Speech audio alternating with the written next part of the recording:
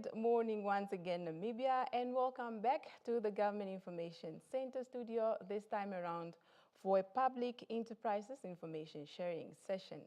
And this time around, we are looking at introducing the Sub-Saharan Africa's first major salmon farm. And I am joined, one in the studio, by two guests, one virtually and one physically in the studio with me. I'm joined on the line by Mr. Clement Kaukwetu. He is the African Aquaculture Company Country Director. Mr. Kaukwetu, good morning and welcome to the session this morning. Good morning, and thank you for having me. All right. I'm also joined in the studio by Ms. Justine Shipanga Tilisha, and she's the Senior Manager, Investor Service with the NIPDB. Good morning, Ms. Tilisha, and welcome to the GIC. Morning, Helene. Thanks for having me here this morning. All right. Now, Namibia, I'll give you a brief intro about the company in discussion. Namibia has a new industry that promises to position the country as a sub-Saharan Africa first and pioneering destination for world-class salmon. The African Aquaculture Company, backed by the Norwegian parent enterprise, leads this new frontier with the prospected, salmon farm offshore in Lodretz. Now, Mr. Kaukwetu, I would like to accord you this opportunity to please brief the Namibian nation about yourself as well as the company that you are presenting this morning, or representing this morning, pardon me. Thank you very much for the opportunity. Yes, briefly introduction. I actually have my background in media like yourself. I worked for more than 10 years with the NBC. Before that, I was in the tourism sector and several other industries. But significantly to this, I have joined the fishing industry, the wild fisheries, about 16 years ago, when I joined a firm that is in salmon farming. Excuse me, that is in horse mackerel, wild fisheries. And through that process, actually, one day we were at a negotiating table with a team from Norway, represented by a lawyer from Norway, trying to strike a deal in terms of horse mackerel. And that's how I got to know this guy. And yeah, the rest is history. 15 years later, we started this company, initiated by his thoughts about the cold Benguela current and the possibility of doing salmon here. All right. Thank you so much for that brief introduction. Now, Mr. Kaukwetu, salmon farming is something that people would have never associated with, sub-Saharan Africa, Namibia to be specific. Talk to us about, when we say that Namibia has already an abundant fishery sector, how did this idea of salmon farming come about?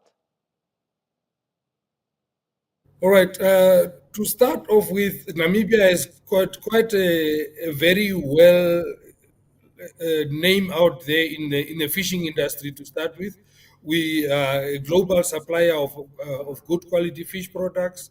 We have very good fish processing facilities, world class facilities in Namibia. So we are no newcomer to the fishing industry or to the fishing sector. What, however, is happening globally now is that obviously the global population is increasing, and the resources are not increasing, meaning horse mackerel, the fish sources of horse mackerel in the ocean is not increasing. So we have to find alternative and sustainable fishing methods. And obviously, Namibia has got quite naturally the cold Benguela current, and therefore it I don't know why it is only coming now. It's something that somebody could have come up with earlier, because the cold water current makes it quite ideal for salmon farming. Right.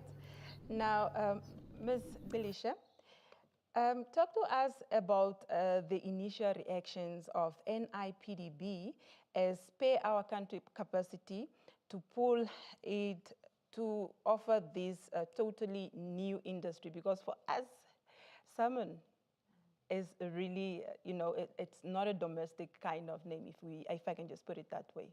Yeah. Thanks for the question, Heleni. So when Africa Aquaculture came to us, it was back in 2022 with the proposition of the idea of starting this initiative of producing salmon from Namibian waters. We took that opportunity to supporting them.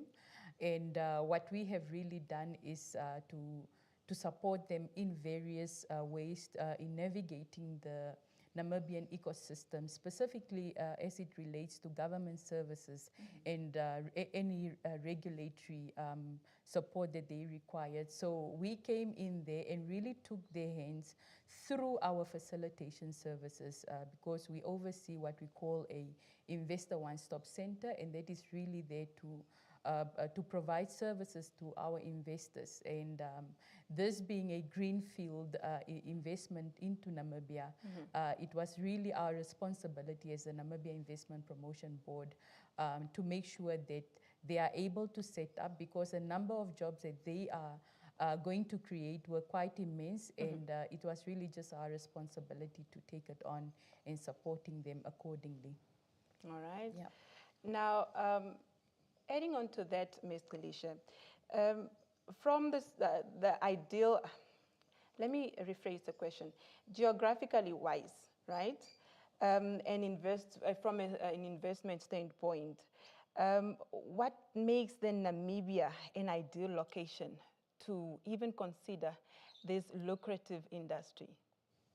Okay, so the blue economy is an industry that we have been prioritizing, and it's also linked, specifically the salmon farming is also linked to it's linked to agriculture as well as agro-processing, because they will be producing, or at least producing these salmon in Namibian waters, but for the export market. So to us, it's a priority area that we then need to ensure that we enhance. Yes. All right. Now, Mr. Kaukwetu, are we still together there? Yes, we are together. All right. Now, briefly talk to us about what it means for Namibia as a country to engage, because we are saying that this is something new that we never even imagined that would come to pass. Briefly talk to us about this salmon farming, the entry point which Namibia would then make. What benefits would Namibians get from this very lucrative industry, if I may?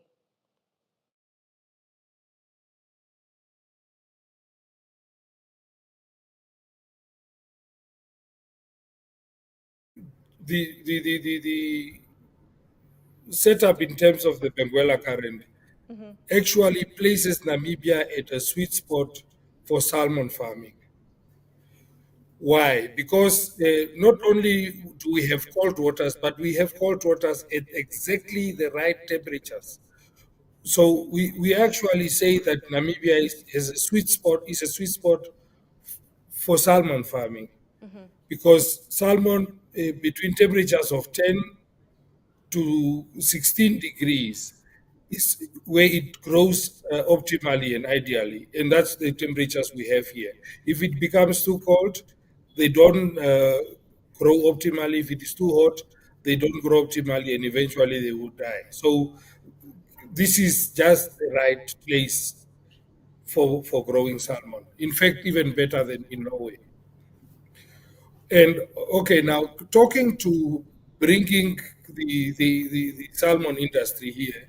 Obviously, salmon was pioneered in Norway. They have done that over many years. They are the biggest supplier of salmon farm, of salmon products. We are actually bringing Norwegian technology, but looking rather at not Norway but Chile, for example. They have the same conditions as Namibia. They have got the Humboldt current, whereas we have the Benguela current. So equally cold waters coming up from the Antarctica, and therefore also nutrient waters and so forth. So we are not reinventing anything here. The technology we are going to use has already been used successfully, has been improved over the years to be actually optimal. The conditions are the same as where else salmon is farmed offshore. And because we are starting a new industry, we actually test the path leaders, because we are licensed to produce 51,000 tons. I'm sorry, but the industry can. Chile is at the moment, after 30 years of development, it's 700,000 tons per annum. So that is the likelihood where we could go to as Namibia. At the moment, we have a license for 51, so you can have 100 or even 1,000 African aquaculture companies coming on uh, into this industry. That's opening up a new industry for Namibia. That's open up. If we are talking about 5,000 jobs, if you take the possibility of growth, we are talking about 100,000 jobs ultimately coming from this very industry. Ms. Tillis has spoke to the fact that we are going to ultimately have to export a large volume of the salmon we produce. That is export competitiveness. That is earning the country again foreign currency. So, and that also speaks to infrastructural development. Obviously, Lutheres is already looking at building a bigger harbor or expanding the harbor. We will one or the other day be talking about expanding the airport at Lutheran's, because when you get to those big volumes, there will be a need to fly the fresh salmon out of here. So yeah, those are all and then we are talking right now to existing fishing companies for processing cooperation and so on. So there's quite a number of upstream and downstream opportunities coming from this one new industry. All right. Thank you so much, Mr. Kakwetu, for that insight. Now, Ms. Delisha, I'd like to pose you the same question as to say, what does then the entry of salmon farming mean for the Namibian economy, particularly the in relations to economic diversification as well as export revenues expansion, because there would be that aspect, of course, given that this is going to be a large number of it is going to be exported. Yeah, no. Supporting such a project to us, it really goes hand in hand with our mandate. That is really of export promotion, ensuring that we facilitate and promote Namibia as that preferred investment destination, but also ensuring that we retain those investors through the efforts that we then are making. So the contribution there is in the FDI numbers, and just a day before yesterday, our CEO presented on the ranking for Greenfield FDI investment. And looking at Africa aquaculture, being a new investment venture in Namibia, and the work that we are doing in ensuring that FDI numbers have grown. And just from that ranking, moving from 10th place to second in Africa and also second in the world and first in Africa, talks a big volume in terms of the work that we are doing, and really that is ultimately the goal. But what our role also then entails is that that it should drive economic growth in its entirety, creating jobs, but also enhancing Namibia's national competitiveness to the world. Now, having a salmon production or initiative in Namibia, and specifically because it's looking at being the major in sub-Saharan Africa. That is really where we want to be, as to be a competitive country in Africa, but also in the world. And of course, export revenues. That goes without saying that it is really what we are looking for. We need to grow our fiscus, and that is really the results that we are seeing from projects like that of AAC. All right. Thank you so much for that insight as well, Mr. Lishe. Now, Mr. Kaukwetu, are we still together? Mr. Kaukwetu? Yes, yeah, I can hear you. Okay. Now we would like to find out from you. We are made to understand that the company will have two facilities, one in Western Cape and the other one in Lüderitz. We want to find out why it is necessary, or it was deemed necessary, to have these two facilities, and how you will be farming salmon, especially at your Lüderitz depot.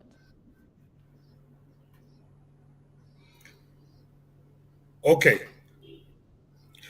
The reason for that is explained in the life cycle of the salmon itself.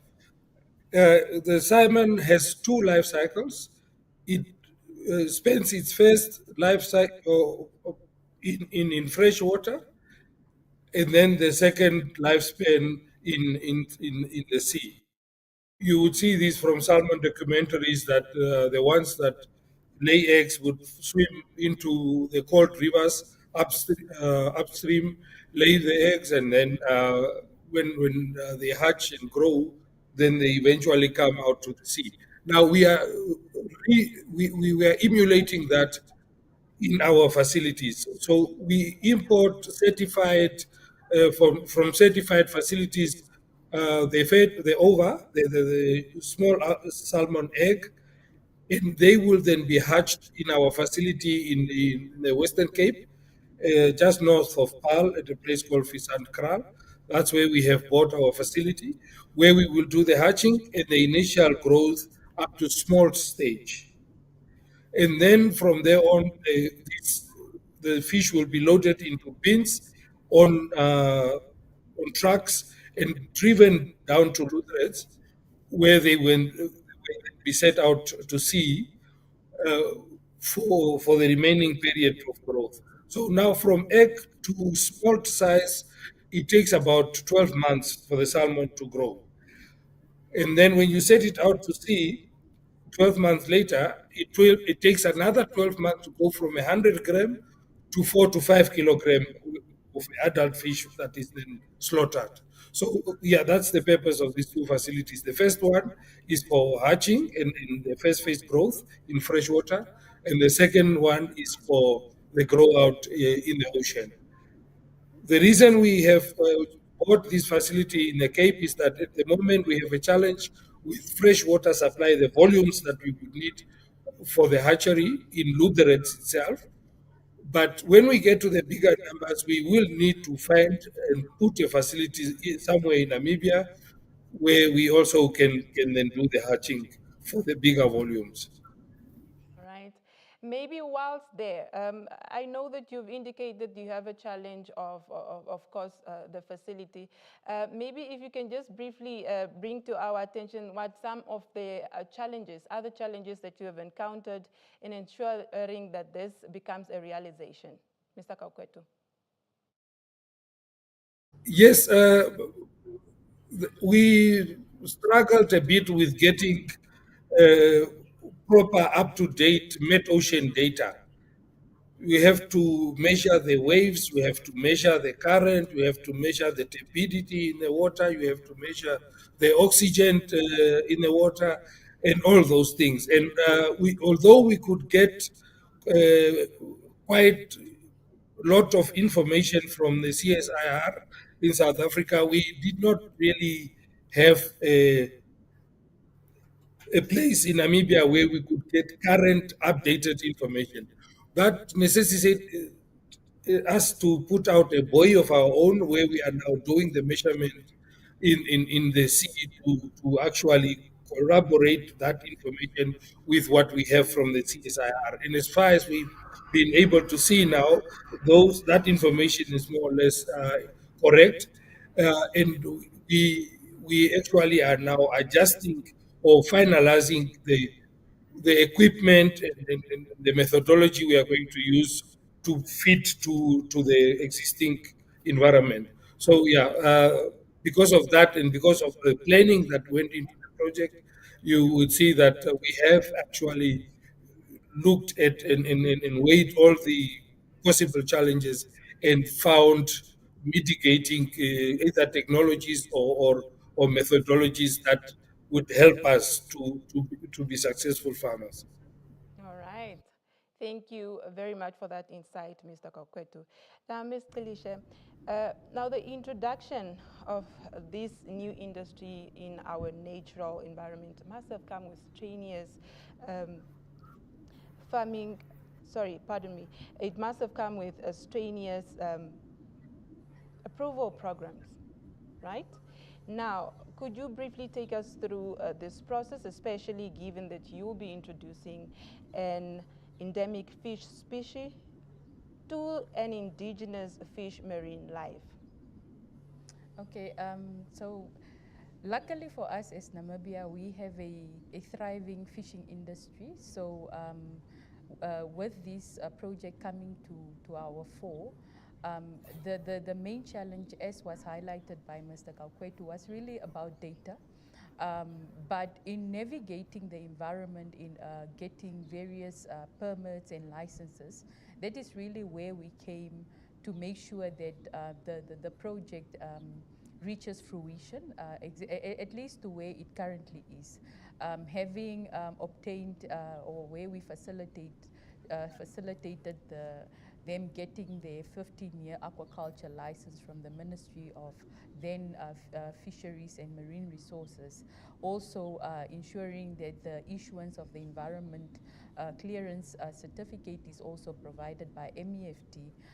We also, in addition, supported them in making sure that the land, especially for the envisaged onshore facility, it gets traction. So that is really where we came in. To us, it wasn't necessarily a new sector per se, but then salmon fishing in itself and the venture that they were entering into was key for us to make sure that, yes, we're getting a new market, specifically because the project is also making use of Norway technology.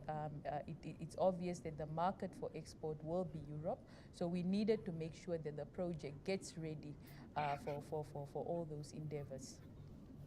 Yeah. Mr. Kaukwetu, would you like to add on to what Ms. Delisha has just alluded to?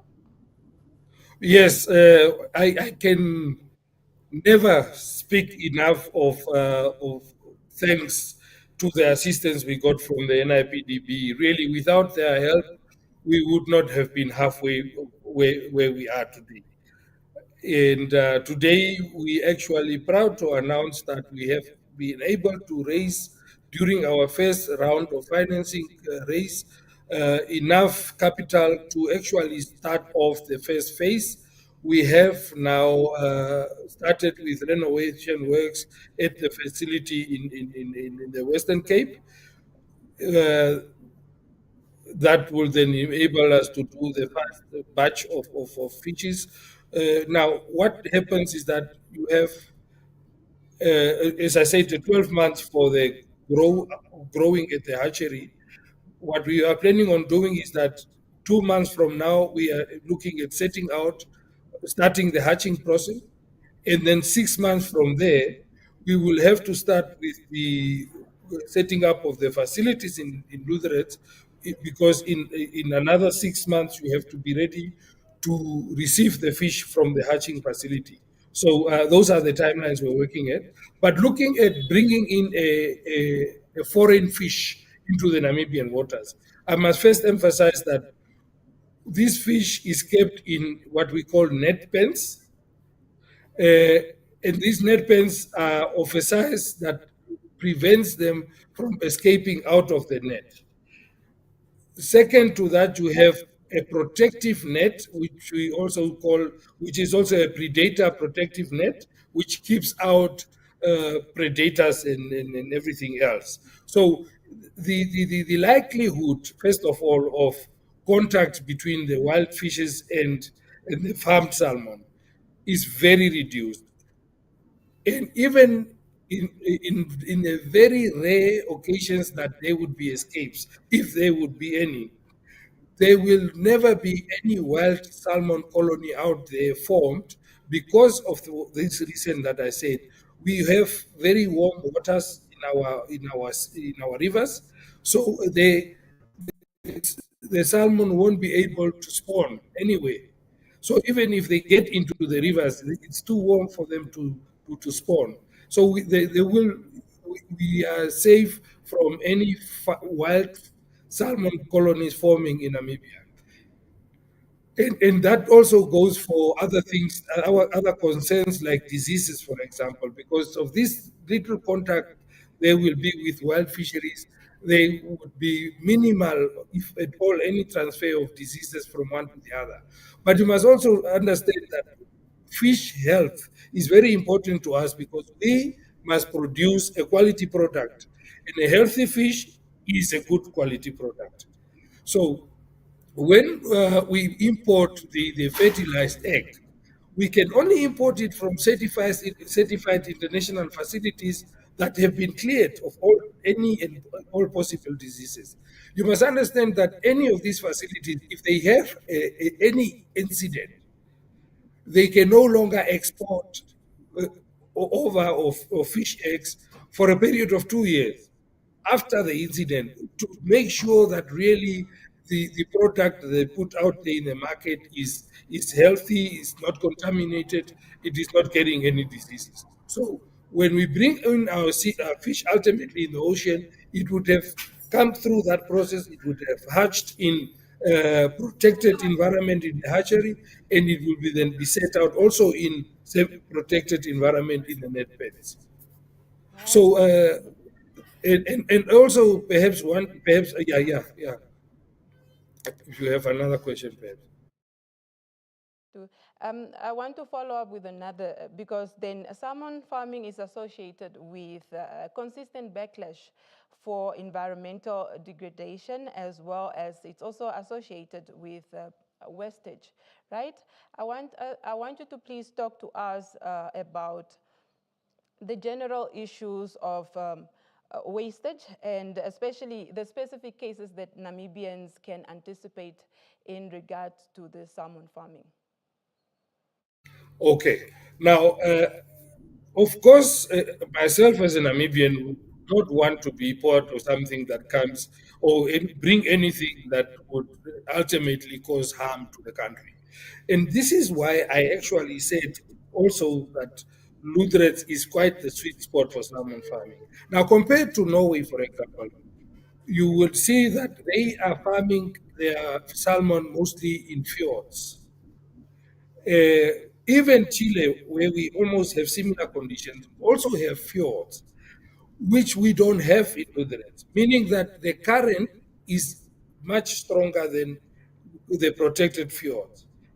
Now, that is a good thing in the first thing, that even if you have a little bit of feed that can go to waste, the current that flows in the ocean would distribute that feed or whatever is left far and wide.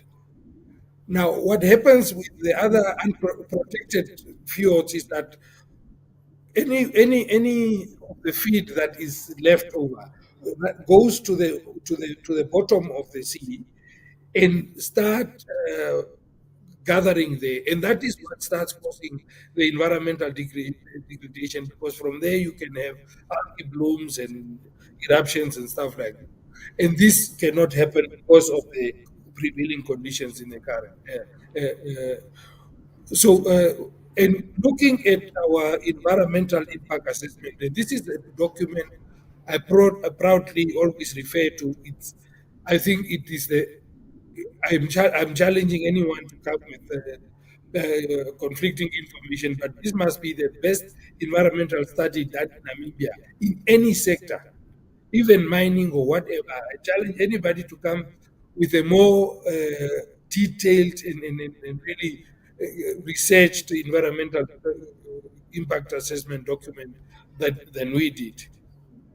And this was done by scientists, top scientists in all the fields, from ornithology to whatever. So it's a public document out there. It has been scrutinized by the Ministry of Fisheries. It has been scrutinized by the Ministry of Environment. It was scrutinized by the public. It's a public document. And really, we have done all we can to make sure, and then to make sure that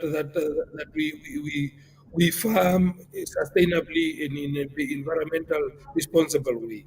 Apart from that, we have submitted an environmental management plan that has been now approved by the Ministry of Fisheries, and we have quite a number of controls and monitoring programs in place agreed with the Ministry of Fisheries. We have agreed to sharing any and all our information so that we can not only help curb whatever challenges we meet, but also so that this information can help those that come after us and set up in this industry.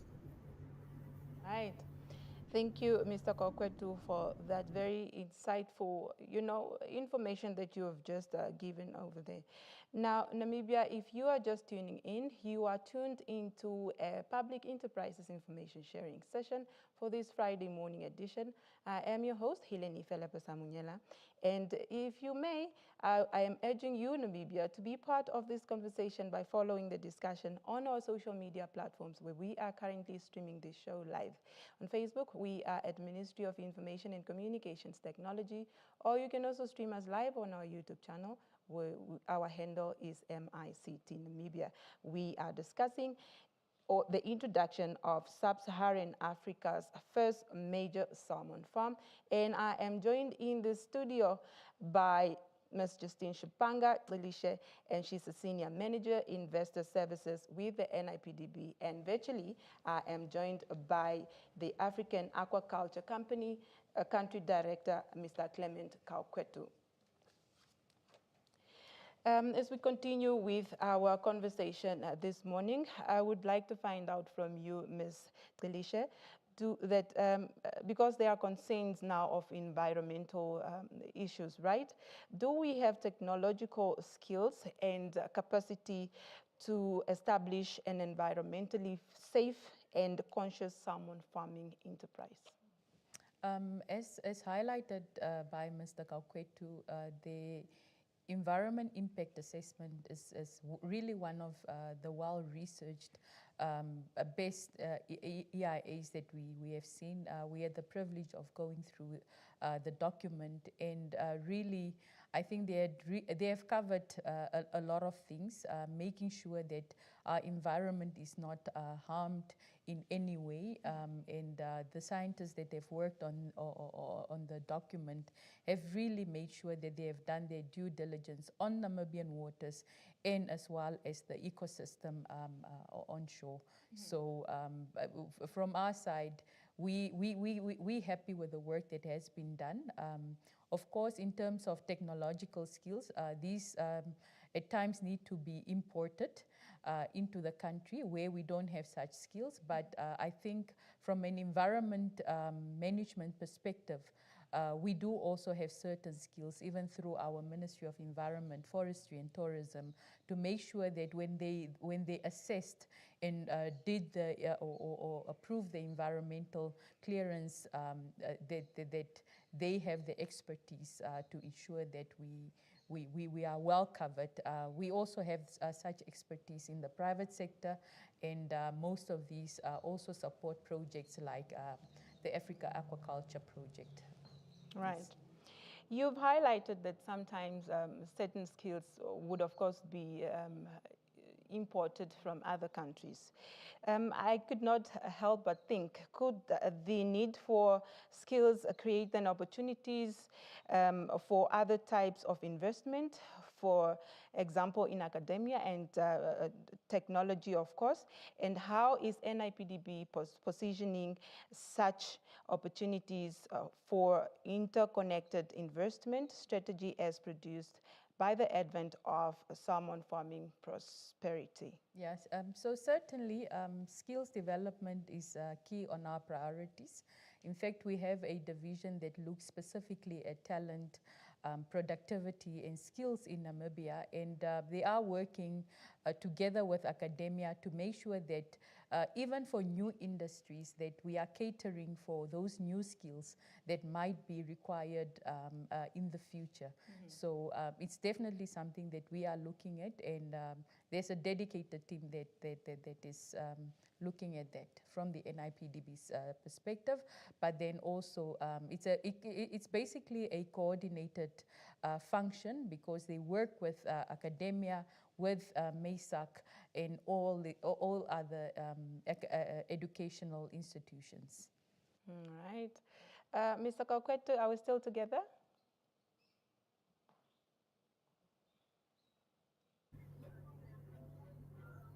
We are currently, we have a memorandum of understanding with the University of Stellenbosch to share information and also to make sure that we get the necessary skill for this industry.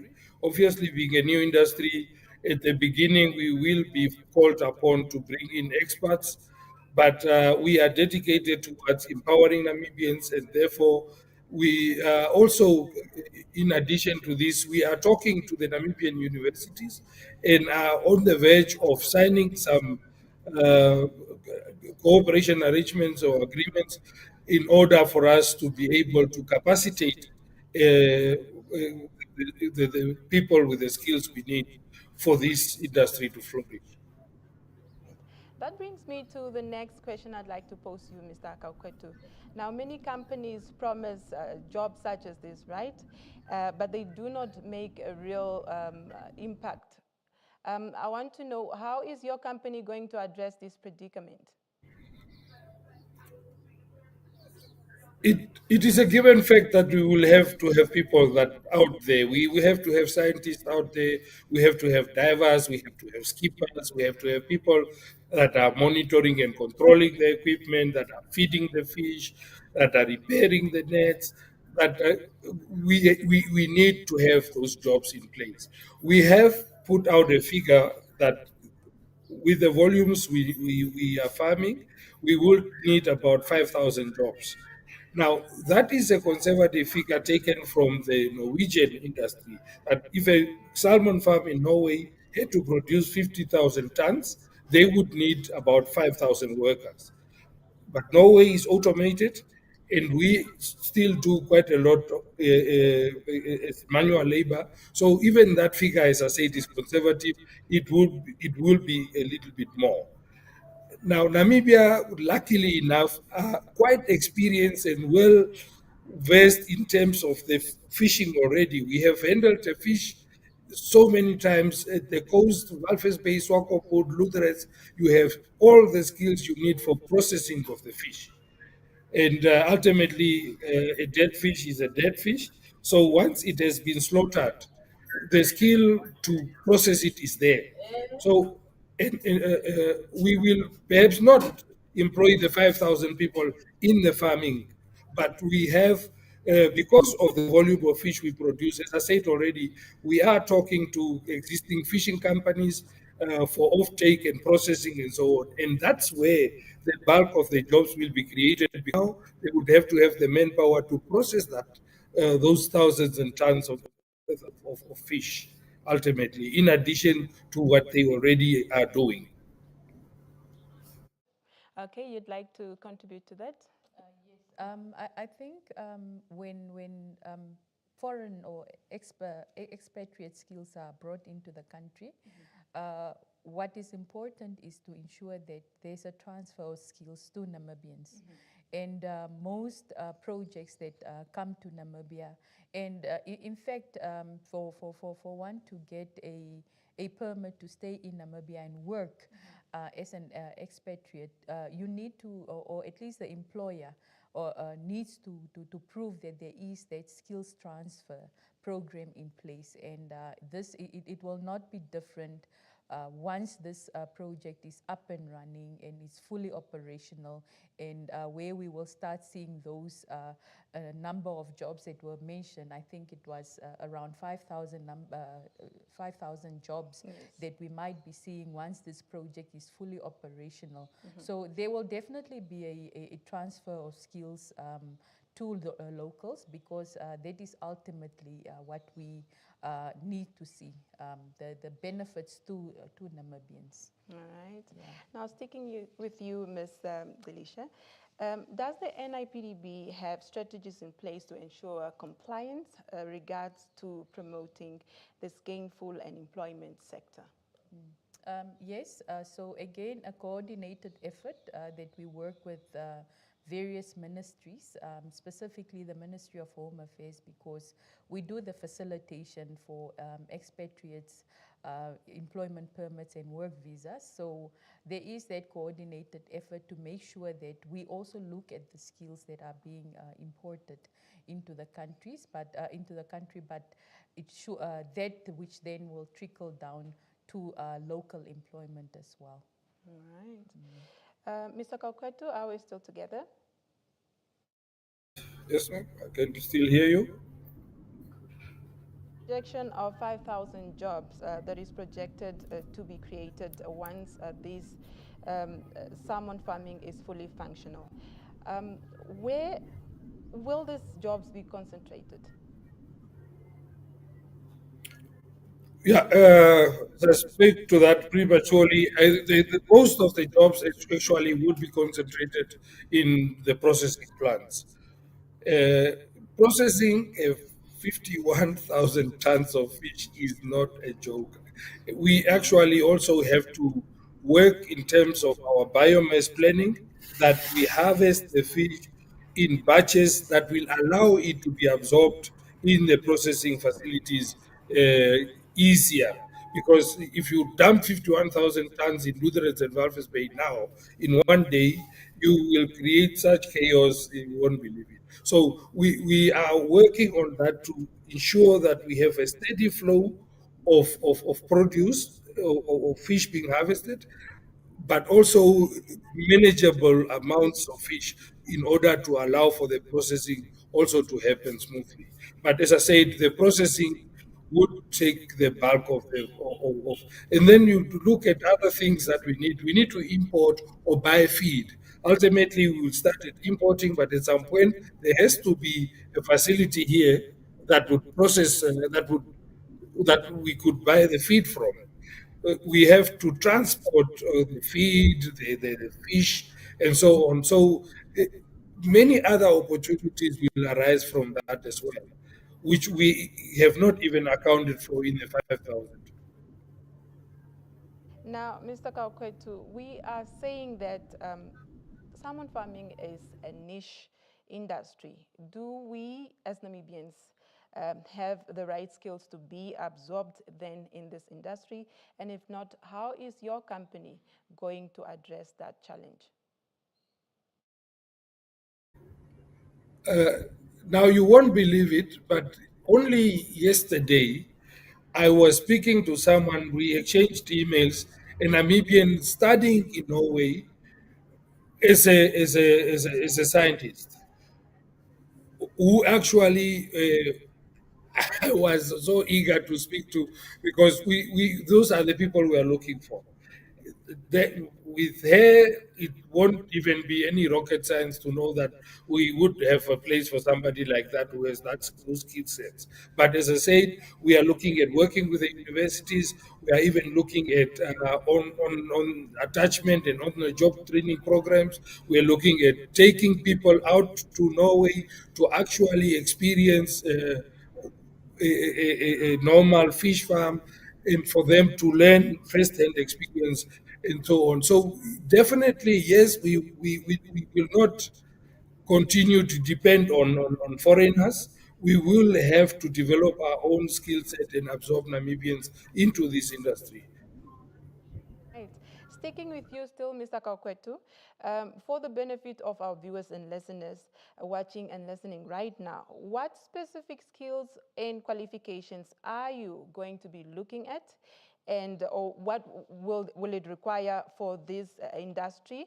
And are you then going to be conducting a skills audit?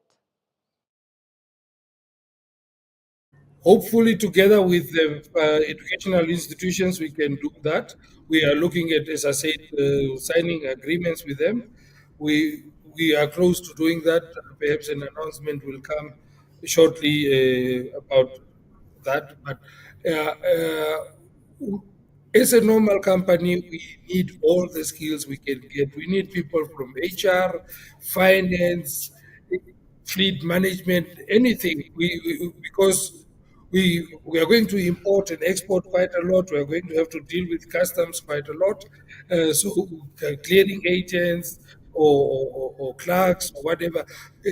And as I said, going on to the actual farming, you will have to have people on the farm that are either doing environmental monitoring, that are doing lab studies and assessment. We may also.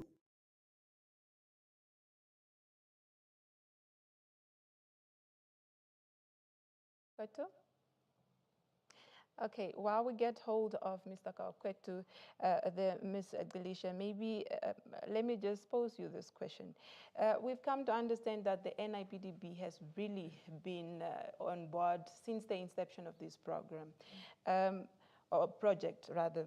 What kind of support does the NIPDB then offer regarding skills assessment towards this salmon industry?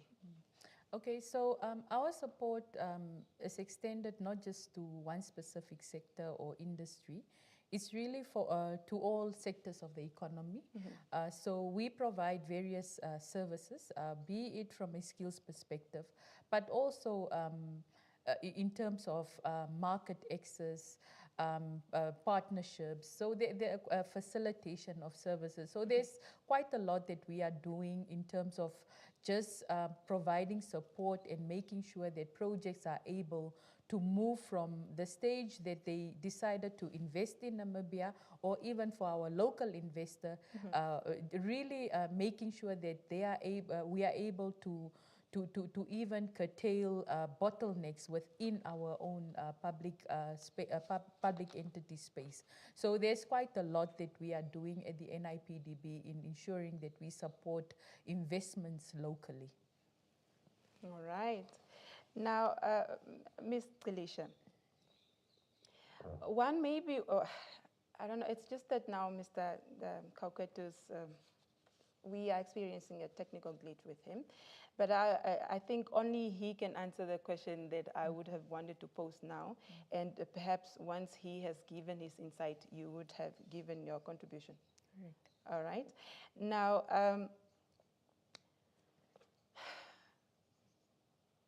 okay. Does or will the NIPDB contribute to the beneficiation strategy in salmon farming? Because this should be a question, hence the site. It should be a question on the viewers and listeners' lips right now. Yeah. So local content, I think, has been the talk of the day for most of the sectors, and not specifically just where, okay, salmon can also, because the salmon project will entail a Namibian resource, so beneficiation and value addition of local resources is really what has been the flavor of the day, and NIPDB is doing quite a lot in that respect. So again, we have a division that is dedicated only to local content and enablement that is able to support even the salmon industry. Okay. Yes. Now, Ms. Delisha, how will the Africa Aquaculture Company, if you can just give your perspective, I know that you will not be speaking on behalf of the Africa Aquaculture Company, but just your view, how will this company then contribute to infrastructure development in Ludrit and to the greater regions? Yeah, specifically in Ludritz, Mr. Kaukwetu did mention infrastructure development, specifically for their processing plant. And that processing plant will really be the one that will absorb a lot of jobs that will be created through this initiative of theirs. So that is really where we are seeing the benefit coming through job creation and also again just going back to the skills discussion that was had. So that is really where we will see a lot of benefit coming through in terms of infrastructure development. All right. Now, Ms. Delisha, unfortunately, we still have the technical glitch. Oh, Mr. Kaukwetu is back. Thank you, Mr. Kaukwetu. Mr. Kaukwetu? Hello, yeah, thank you for, sorry for, I think we lost connectivity.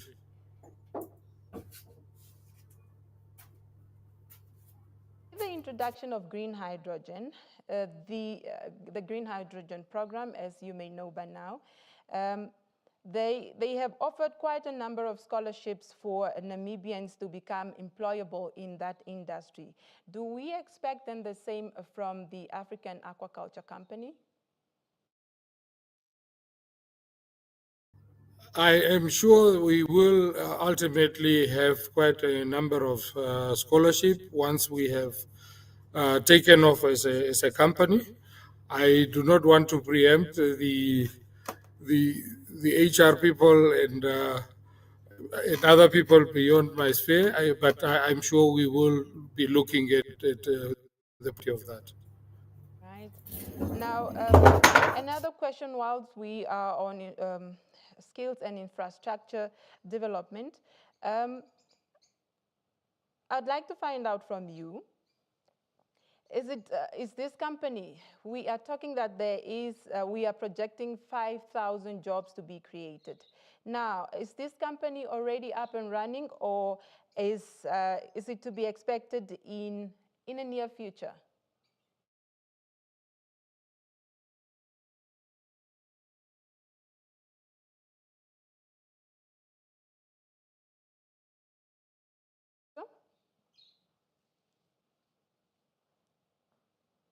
All right, we are once again experiencing a technical glitch right there.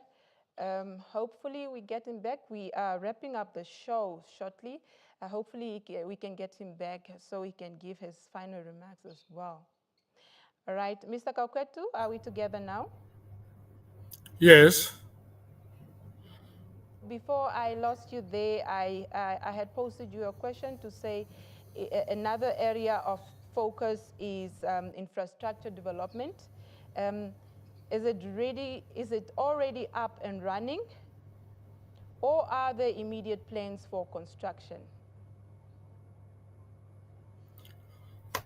All right. First of all, as I said, I spoke to the greater infrastructure in terms of the town itself to enable the project to be successful. But also ourselves as a company, beside we have several options to exercise. We are speaking to the Lutheran Town Council for the availability of land for offshore processes. We are talking to existing fishing companies for possible collaboration and cooperation. Yes, we do have several options, and definitely we are in a very near future start working on setting up our warehouses, workshops, office space, you name it. So definitely there will be quite a lot happening within the next 6 months. Right. Then lastly, Mr. Kaukwetu, Namibians have complained quite a lot about the various industries, citing lack of direct ownership, access to beneficiation. What kind of corporate social investment are we going to see then with the African Aquaculture Company?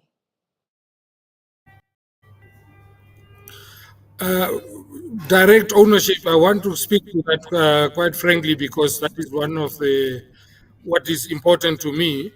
is the fact that we are actually just concluded our first round of investments or of raising capital. We are about to start on the second round, and we really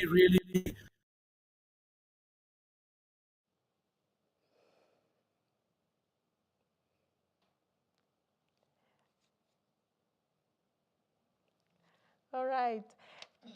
Okay. I think let's just wrap it up. We've run into another technical glitch again, but maybe Ms. Delisha, please give us your final remarks for this very niche and lucrative industry, as we call it. And maybe my remarks will be very general. A niche industry like salmon production is great for Namibia. So we look forward to seeing more investments in this space as well. But really what I want to urge, and not just foreign investment coming into the country, but also our local investors. The NIPDB is open. It's open to all investments or all investors in terms of our support services. We really go out of our way to make sure that there is a conducive business environment for all investors. So to us, it's really we urge investors to come and register at the NIPDB so that they can also make use of the services that we have provided the Africa Aquaculture Company too. So our doors are open really to facilitate this investment and making sure that we make a thriving investment environment. All right. Thank you so much for that input. Mr. Kakwete, you have the final say this morning, sorry. talking about local investments. Ms. Shipanga, if you find any, please also point them our way. The AAC is going to do another capital raise around through investment houses. Namibians are invited to participate in this investment, take ownership of a project such as this one. It has very good return on investments as well. So we don't want to only talk about the Namibian project. We also want the Namibians to own the project. All right. Ladies and gentlemen, thank you so much for joining me this morning to educate the Namibian nation about this very lucrative and niche industry that we are about to introduce. And not only for Namibia, actually, like we are saying, first sub-Saharan Africa's first major salmon farm. Thank you so much for joining me this morning. Thank you for having us. All right. Namibia, that Thank you. concludes our discussion for this morning. Please do join us again next week when we bring you fruitful discussions here at the GIC. From myself, Hileni Felipe Samunyela, and the entire GIC production crew, until next time, take care.